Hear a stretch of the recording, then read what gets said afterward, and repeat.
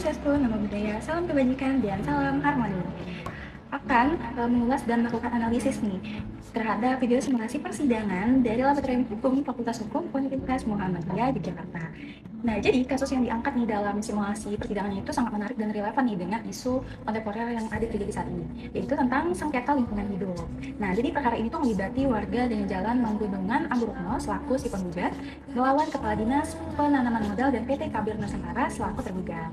Nah, objek sengketanya itulah surat keputusan izin lingkungan untuk pembangunan apartemen The Queen yang nilai ini merugikan warga karena menyebabkan banjir. Nah, mari langsung aja kita masuk ke analisisnya. Pada persidangan itu ada nomor 02-G-LH-2021-2021-PTUN-YK.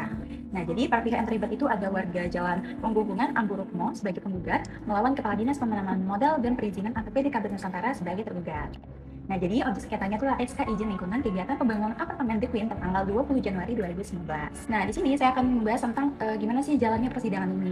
Nah, first of all saya akan membahas tentang pembukaan sidangnya terlebih dahulu ya teman-teman. Nah, jadi pertama sidang ini diawali dengan pembacaan tata tertib persidangan yang secara formal oleh si panitera.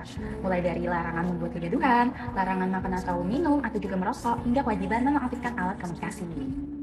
Nah, selanjutnya diperlihatkan bahwasanya majelis hakim mulai memasuki ruangan, diikuti dengan instruksi panitera agar hadirin itu tuh berdiri untuk menghormati pengadilan.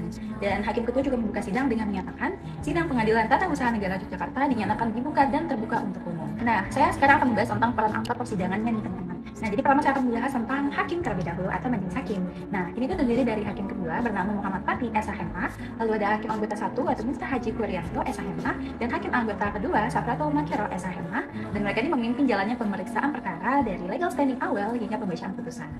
Nah, selanjutnya itu ada panitera. Nah, si panitera ini tuh tugasnya adalah membacakan tata tertib, memanggil para pihak masuk ke ruangan sidang, dan membantu nih proses penyetoran bukti, serta memanggil saksi atau ahli ke dalam ruangan.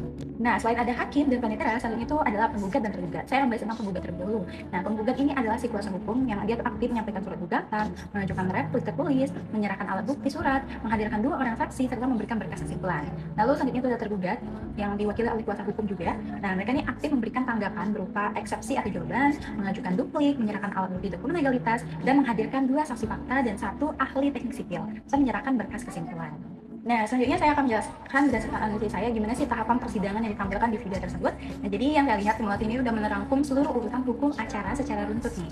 Yaitu ada pembacaan gugatan, selanjutnya ada eksepsi dan jawaban tergugat, lalu replik penggugat, duplik tergugat, lalu pembuktian alat bukti surat dan keterangan saksi atau ahli, lalu penyerahan kesimpulan, dan terakhir alat pembacaan putusan akhir.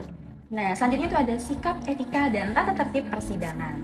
Nah, jadi secara umum para pihak ini sudah mengenakan pakaian persidangan yang rapi seperti toga untuk hakim atau panitera dan dengan pakaian formalnya dan juga jas untuk para kuasa hukum.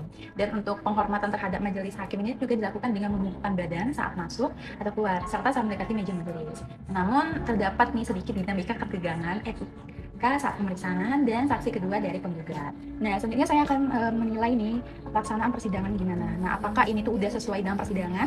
Nah, menurut analisis saya, secara umum tahapan ini tuh sudah formal dan sudah sesuai dengan UU nomor 5 tahun 1986 Jo, UU nomor 9 tahun 2004 tentang peradilan tata usaha negara, dan prosedur pengantaran berkas, lalu pemeriksaan identitas atau surat kuasa, lalu kartu izin beracara, berita acara sumpah atau advokat, serta nih penyimpahan saksi di bawah agama Islam tuh sesuai dengan regulasi yang ada. Nah, selanjutnya saya sedikit koreksi hukum acara. Nah, jadi si majelis hakim ini sempat kan langsung menganggap replik dan duplik ini kan tertulis telah dibacakan demi efisiensi persidangan. Ya, walaupun hal ini tuh udah lumrah ya dalam persidangan praktik modern atau sistem court. Nah, tapi kalau misalnya dalam sidang tatap muka, dari replik atau duplik itu sebaiknya tetap dibacakan secara lisan oleh para pihak sebelum diserahkan.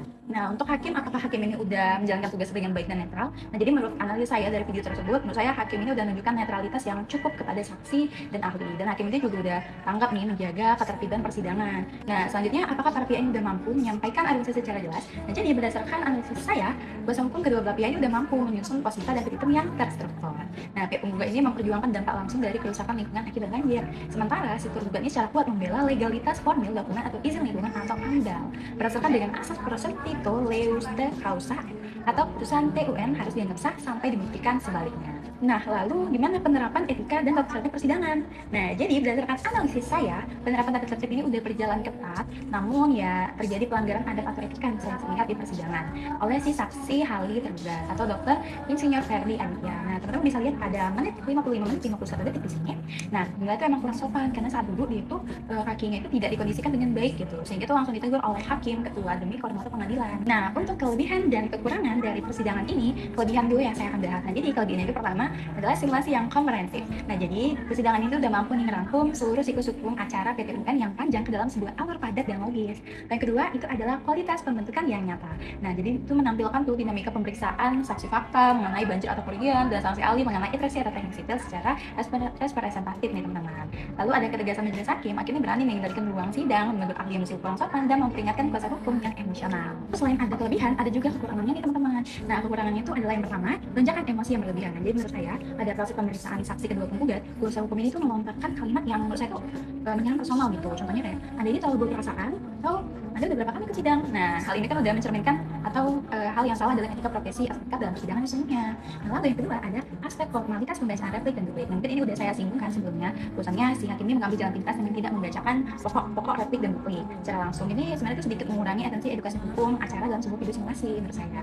Nah, kita akan masuk ke kesimpulannya nih teman-teman. Nah, jadi menurut saya secara keseluruhan kualitas dan pelaksanaan praktik persidangan PT UN ini tuh udah sangat baik, dan simulasi ini tuh berhasil tuh mendemonstrasikan bagaimana sih teori hukum acara peradilan tata usaha negara ini diterapkan di lapangan peradilan, khususnya dalam sengketa lingkungan hidup ya, mulai dari pembukaan, pemeriksaan, lalu ada kompetensi pengadilan atau pasal 47 PT UN, dan metode pembuktian, hingga di penyusunan struktur putusan akhir majelis hakim tuh udah dilaksanakan atau disajikan dengan suatu hal yang baik dan real gitu. Is my